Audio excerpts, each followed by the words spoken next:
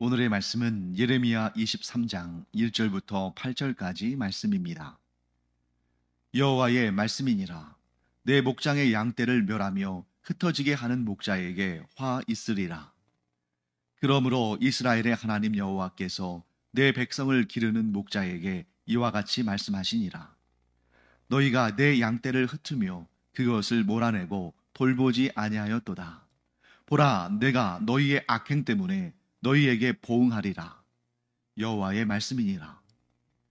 내가 내 양떼에 남은 것을 그 몰려갔던 모든 지방에서 모아 다시 그 우리로 돌아오게 하리니 그들의 생육이 번성할 것이며 내가 그들을 기르는 목자들을 그들 위에 세우리니 그들이 다시는 두려워하거나 놀라거나 잃어버리지 아니하리라. 여호와의 말씀이니라. 여호와의 말씀이니라. 보라, 때가 이르리니 내가 다윗에게 한 의로운 가지를 일으킬 것이라.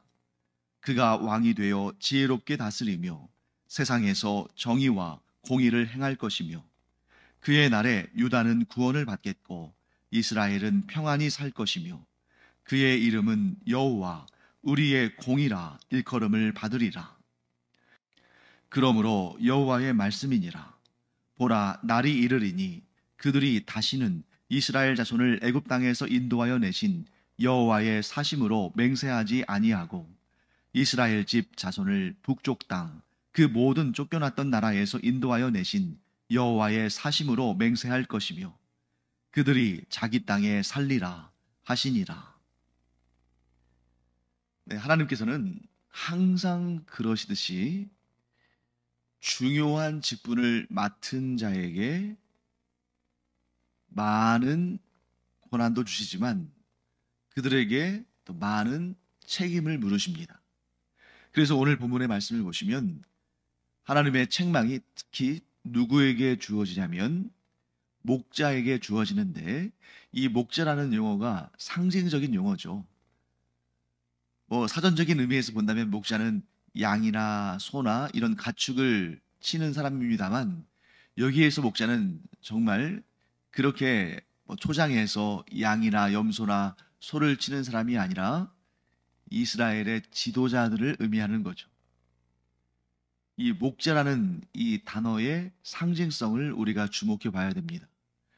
그러면 이 목자를 지도자에 비유하는 이유, 지도자를 목자에 비유하는 이유는 그 안에 유사한 부분이 있어서겠죠. 자, 목자는 어떤 일을 위해서 일하는 사람입니까? 자기가 맡은 양떼를 잘 이끌어서 흩어지지 않게 해서 그래서 먹이를 먹이고 또 이제 해가 지면 우리에 모아드리는, 그래서 그 양떼가 굶지 않게 하고 그 양떼가 들짐승에 해를 입지 않게 하고 그들을 잘 보호하는 것이 목자의 임무입니다. 자, 그러한 측면에 있어서 지도자들의 역할도 마찬가지죠. 지도자들은 백성들을 잘 이끌고 그들을 보호하며, 진짜 목자는, 일반적인 목자는 들짐승으로부터 양들과 그 가축들을 보호한다면 이 목자로 비유되어지는 지도자들은 외국 군대의 공격으로부터 이 백성들을 보호해서 이 백성들이 흩어지지 않도록, 도망치지 않도록, 그들이 나라를 잃지 않도록 그렇게 그 나라를 이끌어가는 존재가 바로 지도자들인 거죠. 그런데 1절 말씀 보실까요? 여호와의 말씀이니라. 내 목장의 양떼를 멸하며 흩어지게 하는 목자에게 화 있으리라. 자, 하나님께서 뭐라고 하시냐면 이 내 목장이다. 그 지도자들의 목장이 아니라 나 여호와 하나님의 목장이다. 즉 이 이스라엘 민족 유다 왕국은 왕의 소유가 아니라 하나님의 소유입니다. 왜? 하나님과 언약을 맺은 나라요 백성이니까. 그런데 하나님께서 이 지도자들에게 위임하신 거예요. 자, 너희가 내 권한으로 지도자의 자리에 세워졌으니, 즉 내가 너희를 지도자라는 그러한 직분을 위임했으니 너희가 내 뜻대로 이 양떼를 잘 돌보고 흩어지지 않게 하고 멸망하지 않게 하라 하셨는데 그들이 어떻게 했습니까? 2절 말씀 볼까요? 후반부에 보시면 이렇게 말씀하시죠. 너희가 내 양떼를 흩으며 그것을 몰아내고 돌보지 아니하였도다. 하나님의 뜻과는 전혀 반대로 도리어 목자라는 존재가, 지도자라는 존재들이 도리어 나라를 망하게 하고 도리어 백성들을 고통스럽게 하고 그들로 하여금 흩어지게 하고 그들을 돌보지 않았다는 것입니다. 자, 그렇기 때문에 하나님께서 이렇게 말씀하시죠. 보라, 내가 너희의 악행 때문에 너희에게 보응하리라. 자, 하나님은 그 악을 반드시 보응하신다. 자, 지도자들에게 많은 권한을 주지 않으셨습니까? 또 그들에게 많은 책임도 주셨습니다. 그런데 그들이 자신들의 권한을 악용해서 자신들의 배만 불리고 사람들을 압제하고 자신들을 높이고 그러면서 하나님을 섬기는 그 삶을 살지 않고, 그래서 하나님 앞에 범죄하고 이스라엘 백성들도 함께 범죄하게 했더니 하나님께서 그 악행을 보시고 그들에게 보응하신다는 것이죠. 이것이 바로 하나님께서 유다 왕국의 왕들과 그들의 신하들, 곧 지도자들을 책망하신 내용입니다. 자, 그런데 3절 말씀에서 하나님께서 이렇게 말씀하시죠. 내가 내 양떼에 남은 것을 그 몰려갔던 모든 지방에서 모아 다시 그 우리로 돌아오게 하리니 그들의 생육이 번성할 것이며. 자, 이스라엘 지도자들에게는 소망이 없다는 것을 하나님께서 아셨습니다. 그들이 하나님께서 맡기신 양떼를 잘 이끌지 않고 보호하지 않고 그들을 돌보지 않았기 때문에 그들로 인해서, 그들의 악행으로 인해서 이 유다 왕국이 멸망을 당하고 바벨론으로 포로로 끌려가는 그러한 안타까운 상황이 일어났습니다. 그런데 소망이 있다는 거죠. 그 소망이 어디로부터 임하는 것인가? 지도자들로부터 임하는 것이 아닙니다. 즉 이스라엘의 구원이, 이 유다 백성들의 회복이 자체적인 그러한 개혁이나 혹은 어떤 한 위대한 영웅의 등장으로 말미암아 그들의 회복과 구원이 이루어지는 것이 아니라는 거예요. 그러면 이 나라가 망하고 포로로 끌려간 이 백성들의 소망은 어디로부터 임하는가? 3절 말씀에 분명히 말씀하시죠. 내가 내 양떼에 남은 것을 그 몰려갔던 모든 지방에서 모아 다시 그 우리로 돌아오게 하리니, 이렇게 말씀합니다. 자, 그러니까 지금 무슨 말씀하시는 것이죠? 내 백성이 지금 나라가 망해서 바벨론으로 포로로 끌려갔는데, 그 바벨론의 각지에 흩어졌는데 이제 내가 그들을 다 모아서 다시 우리로, 즉 하나님께서 그들에게 주신 땅, 이 가나안 땅, 이스라엘 땅으로 돌아오게 하실 것이다. 사람 중에서 이런 일을 행하는 자가 없고 이스라엘 백성들, 이스라엘 민족 자체적으로 이러한 정화할 수 있는 능력은 없지만 하나님께서 그 일을 이루실 것이다. 사랑하는 성도 여러분, 우리에게 소망이 있다면 그것은 나 자신에게 능력이 있거나 혹은 내 주변에 나를 온전히 도울 수 있는 그런 능력 있는 자가 있어서가 아니라, 나를 구원하시고 나를 소생케 하시고 나를 다시 일어서게 하시고 나로 하여금 소망이 있게 하시는 분은 오직 하나님뿐이시다. 사랑하는 성도 여러분, 우리가 너무나 잘 알지 않습니까? 인생을 살면 살수록 우리가 명확하게 깨닫는 것, 내 안에는 답이 없다. 나를 소생시키고 나를 다시 일으키고 나를 구원할 능력이 내게는 없다. 그런데 거기에서 우리가 조금 더 우리의 그 지혜의 지평을 넓히면 이런 결론에 도달하게 되죠. 나뿐만 아니라 내 주변에도 나를 소생시키고 나를 다시 일어서게 하고 나를 구원할 그러한 능력을 가진 존재는 없다. 왜? 모든 사람은 자기 문제만으로도 너무나 힘들고, 그런데 자기의 능력으로 자신을 일으키지 못하고 소생시키지 못하고 구원하지 못하는데, 자기 안에 답이 없는데 어떻게 다른 사람을 도우고 다른 사람을 일으키고 다른 사람을 구원할 수 있겠습니까? 인간에게는 어떤 인간 아무리 잘났다고 떠벌리는 사람이라 할지라도, 또 다른 사람들이 아무리 인정해주는 그런 위대한 사람이라 할지라도 구원의 능력을 소유한 자는 없다. 우리의 구원의 능력은 우리 자신에게나 혹은 다른 사람들에게 있는 것이 아니라 오직 하나님께 있는 줄로 믿습니다. 하나님께서 이렇게 말씀하시잖아요. 내가 내 양떼에 남은 것을 그 몰려갔던 모든 지방에서 모아 다시 그 우리로 돌아오게 하겠다. 하나님께서 구원하시면 이루어집니다. 그러나 내 자신에게서 그 구원의 능력을 찾고자 한다면, 혹은 다른 이들로부터 그 구원의 능력을 찾고자 한다면 절망에 이를 수밖에 없다. 사랑하는 성도 여러분, 우리가 이 깨달음을 최대한 빨리 깨달을수록 우리가 시간을 아끼고 에너지를 절감하고 절망하지 않습니다. 자꾸 내 안에서 소생과 회복과 구원의 능력을 찾으려고 하면, 혹은 내 주변의 다른 사람들에게서 구원과 회복의 능력을 찾으려고 하면, 그러면 그럴수록 더 절망할 뿐이에요. 그러나 우리가 하나님 말씀, 이 예레미야서의 말씀대로 나를 구원할 능력은 나에게도 없고 다른 사람들에게도 없고 오직 하나님께만 있다.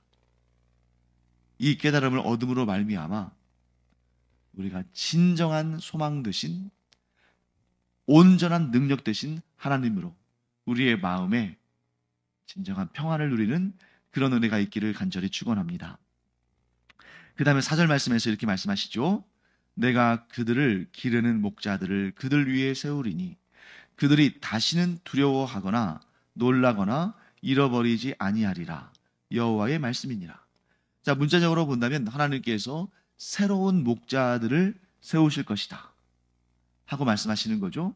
그래서 실제로 참 신실하고 이스라엘 백성들을 잘 이끄는 그런 하나님께서 보내신 새로운 목자들이 존재했습니다. 예를 들면 지금 우리 포로기에 너무너무 귀한 그런 영적인 그런 그 지도자들이 있었잖아요. 예를 들면 다니엘과 세 친구들, 또 에스겔, 또 모르드게와 에스더, 또 에스라와 느헤미야, 이런 귀한 영적인 지도자들이 세워졌습니다.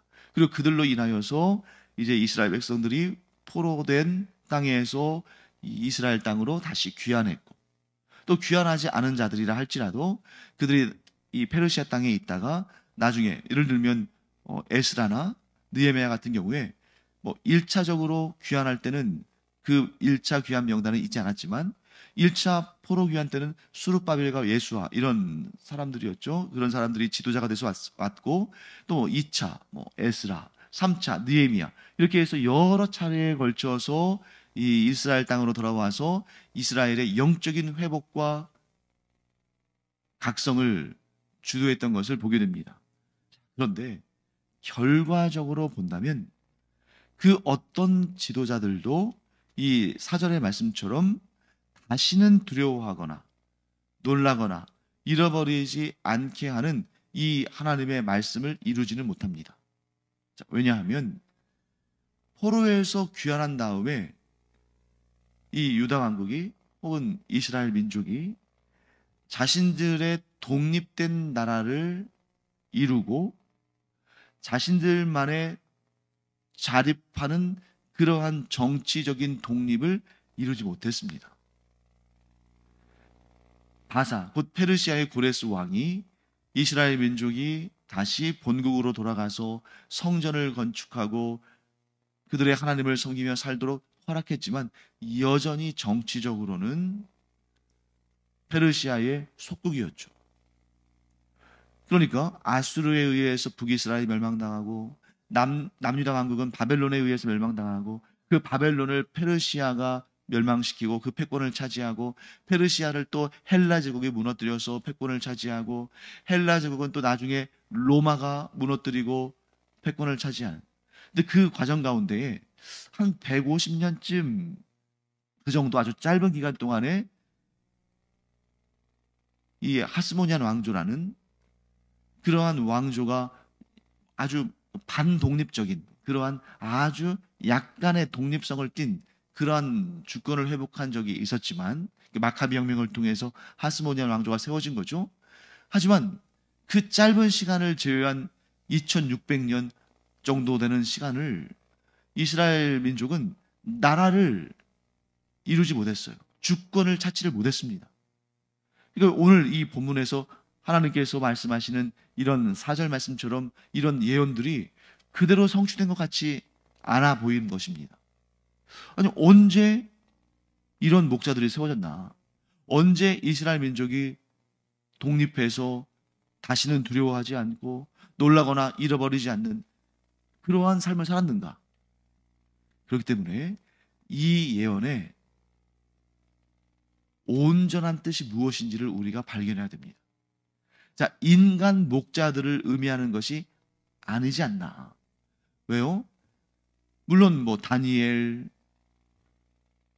에스겔, 수룹바벨, 에스라, 느헤미야, 모르드게, 에스더 이런 위대한 인물들이 세워져서 그들이 이스라엘 민족의 죽음을 이끌었지만 그들이 하나님 앞에 회개하고 하나님께서 주시는 회복의 은혜를 누렸지만 그러나 진정한 회복, 진정한 구원의 역사는 이루어지지 않은 것입니다. 그때 5절 말씀 볼까요?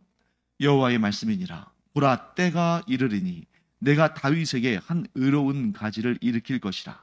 그가 왕이 되어 지혜롭게 다스리며 세상에서 정의와 공의를 행할 것이며 그의 날에 유다는 구원을 받겠고 이스라엘은 평안히 살 것이며 그의 이름은 여호와 우리의 공이라 일컬음을 받으리라. 자, 이런 존재가 과연 있었습니까? 이스라엘의 왕들의 계보 가운데 지금 이 5절과 6절에서 말씀하시는 이런 완벽한 그리고 완전한 통치자가 있었습니까? 그렇기 때문에 우리는 하나님께서 이 예레미야를 통해서 이 말씀을 통해서 우리에게 주시는 이 참 지도자, 새로운 왕, 진정한 정의와 공의를 행하는 존재, 이스라엘을 평안하게 하는 자, 또한 그 이름은 여호와 우리의 공의라 일컬음을 받게 되는 자. 그는 다윗 계보에서 세워지는 왕들이 아니라 진정한 구원자, 하나님의 아들 여호와의 이름으로 일컬음을 받는 진정한 메시아, 바로 예수 그리스도를 통해서 이 예언의 말씀이 성취되는 것을 보게 됩니다. 그래서 이 새로운 왕, 새로운 지도자, 새로운 목자의 시대에는 지경이 넓어지는데 그것이 한 민족만의 역사가 아니라 여러 민족, 아니 온 인류에 선포되어지는 하나님의 구원 역사며 그가 온 세상에 진정한 정의와 공의를 이루시며 그로 인해서 다시는 무너지지 않는 그런 영원한 안식과 평화와 생명이 주어진다는 거죠. 그래서 7절과 8절 한번 보겠습니다. 7절, 그러므로 여호와의 말씀이니라. 보라, 날이 이르리니 그들이 다시는 이스라엘 자손을 애굽 땅에서 인도하여 내신 여호와의 사심으로 맹세하지 아니하고 8절, 이스라엘 집 자손을 북쪽 땅 그 모든 쫓겨났던 나라에서 인도하여 내신 여호와의 사심으로 맹세할 것이며 그들이 자기 땅에 살리라 하시니라. 자, 이 말씀은 뭐냐면 겉으로 보면 이런 내용이죠. 이스라엘 백성들이 이제 더 이상 애굽에서 그들을 구원하여 내신 그 출애굽하게 하신 하나님을 섬기는 것이 아니라 이제는 바벨론에게 멸망을 당했다가 다시 그 쫓겨났던 땅에서 돌아와서 나라를 회복하게 하신 여호와의 사심을 따라 맹세한다. 즉 이게 무슨 의미냐면 이제는 더 이상 출애굽을 이루신 하나님을 섬기지 않고 바벨론의 포로로부터 구원하신 하나님을 섬긴다. 하나님이 두 분이라는 뜻이 아니에요. 혹은 하나님의 과거의 역사를 무시한다는 것도 아닙니다. 이게 뭐냐면 패러다임 시프트, 역사의 전환점에 서 있다는 거죠. 뭐냐면 하나님의 역사가 더욱 크게 확장될 것을 말씀하는 것입니다. 자, 출애굽 당시에 애굽에서 이스라엘 민족을 구출해내신 하나님의 역사는 이 한 나라, 한 민족을 언약 백성으로 삼으셨어. 그들에게 약속의 땅 가나안 땅을 주시고 거기에 살게 하시면서 이 언약 백성을 통해서 온 인류가 구원을 받게 하시는 그런 역사를 이루고자 하셨는데 그걸 실패했습니다. 하나님께서 실패하신 것이 아니라 이스라엘 백성들이 하나님과의 언약을 깨뜨리고 그들이 맡은 그 거룩한 사명을 감당하지 않았어요. 그러자 하나님께서 패러다임 시프트,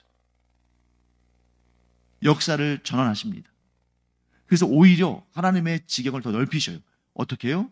예수 그리스도를, 즉 하나님의 아들을 이 땅에 보내셔서 그가 십자가에 달려 죽으심으로 온 인류를 위한 죄사함의 역사, 곧 구원의 역사를 이루시고 누구든지 하나님의 그 구원 역사, 예수 그리스도를 통한 구원의 역사를 믿는 자는 구원받게 하시는, 즉 하나의 민족을 통해서 온 인류를 구원하고자 하시던 그 계획을 세우셨다가 그 이스라엘 민족이 그 역사를 이루지 못하고 그들이 범죄하게 되니까 하나님과의 그 언약 관계를 깨뜨리니까 하나님께서 새로운 목자, 진정한 목자, 완전하신 왕, 우리의 구주 예수 그리스도를 보내셔서 온 인류를 구원하시는 그 일을 직접 행하시는 것입니다. 하나님의 역사가 결코 실패하지 않게 되는 이유가 바로 여기에 있는 거죠. 하나님께서 직접 그 일을 행하신다. 그래서 이제는 누구나 예수 그리스도를 구주로 영접한 자는 반드시 구원에 이르며 그 구원의 역사는 결코 실수나 실패가 없다. 왜요? 이스라엘 민족은 그 위대한 언약 관계 속에서 그 위대한 역사를 위해서 부름받았으나 그들은 그들의 교만과 그들의 범죄함으로 이 역사를 이루지 못하고 실패했지만 하나님이신 예수님은 결코 이 구원의 사역을 실패하지 않으신다. 왜? 그 어떠한 세력도 예수 그리스도를 무너뜨리거나 이길 수 없으니까. 예레미야서는 굉장히 중요한 책입니다. 왜냐하면 예레미야서는 이사야서와 더불어서 장차 하나님께서 어떤 방식으로 구원하실지 그 새 언약에 대해서 아주 자세히 설명하거든요. 이 예레미야서는 구약에 있지만 구약에 머무르는 것이 아니라 신약을 향해 나아가며 신약에 있을 예수 그리스도의 그 구원 역사를 미리 보여주는 너무나도 소중한 책이다 하는 것을 알게 됩니다. 사랑하는 성도 여러분, 이 놀라운 구원 역사가 누구로부터 시작됐습니까? 사람으로부터는 안 돼요. 어떤 영웅도 이 놀라운 구원의 역사를 이룰 수가 없습니다. 또 이스라엘 민족 자체적인 자성과 그들의 회개와 그들의 대각성을 통해서 이루어지는 것도 아닙니다. 그들은 번번이 실패했고 그들에게는 구원의 역사를 이룰 그런 능력이 없습니다. 그러므로 하나님께서 직접 이 일을 이루심으로 내가 그 흩어졌던 자들을 모으고 그들로 하여금 다시는 흩어지지 않게 하고 다시는 두려워하지 않게 하고 이 구원을 내가 그들에게 줄 것이며 그것은 반드시 이루어지리라. 하나님께서 약속하시고 하나님께서 예언케 하시고 하나님께서 이루신 이 구원의 역사를 우리가 경험한 것입니다. 이 구원의 역사가 우리의 능력과 우리의 지식과 우리의 행함과 우리의 공로로 이루어진다면 우리는 불안할 수밖에 없어요. 왜? 이스라엘 민족이 이렇게 번번이 실패하는 모습을 보았으니까. 우리라고 별 수가 있겠습니까? 하지만 이 구원의 능력과 이 구원의 역사가 하나님께 있기에 우리에게 진정한 소망이 있다. 왜요? 하나님은 결코 실패하지 않으시니까. 그 누구도, 그 무엇도 하나님의 이 구원 역사를 돌이킬 수 없으니까. 그러므로 우리가 하나님을 전심으로 믿고 따르며 예수 그리스도를 나의 구주로 영접하고 이 놀라운 구원의 역사, 그 누구도 깨뜨릴 수 없는 이 은혜를 마음껏 누리며 온전한 평강을 누리는 우리가 되기를 간절히 축원합니다. 기도하겠습니다. 하나님 감사합니다. 나의 구원이 나의 능력이나 혹은 다른 이들의 능력에 의해서 이루어지는 것이 아니라 온전히 하나님의 뜻 가운데에 우리의 주님이신 예수 그리스도께서 이루셨음을 저희들이 믿습니다. 그것이 얼마나 감사하고 다행한 일인지요. 그러므로 저희가 내 힘으로 구원을 얻고자 하는 그런 헛된 노력을 하지 않고 주님을 믿고 따르며 또한 주님의 뜻대로 순종하며 살아가므로 하나님께서 이루시는 놀라운 구원 역사를 우리 안에서 마음껏 누리며 평강을 누리게 하여 주시옵소서. 감사드리며 예수님의 이름으로 축복하며 기도합니다. 아멘. 기도하는 시간입니다. 기도에는 간구가 담겨 있죠. 내가 원하는 것을 하나님께 간절히 구하는 게 있습니다. 그런데 그것 못지않게, 아니 그것보다 훨씬 중요한 것이 있는데, 그것은 끊임없이 일어나는 내 능력과 이 세상의 힘을 의지하고자 하는 그런 마음을 내려놓고 끝까지 주님만을 의지하는 것입니다. 내 욕심을 내려놓고 주님의 뜻을 받드는 그런 기도의 시간이 되기를 바랍니다. 기도하겠습니다.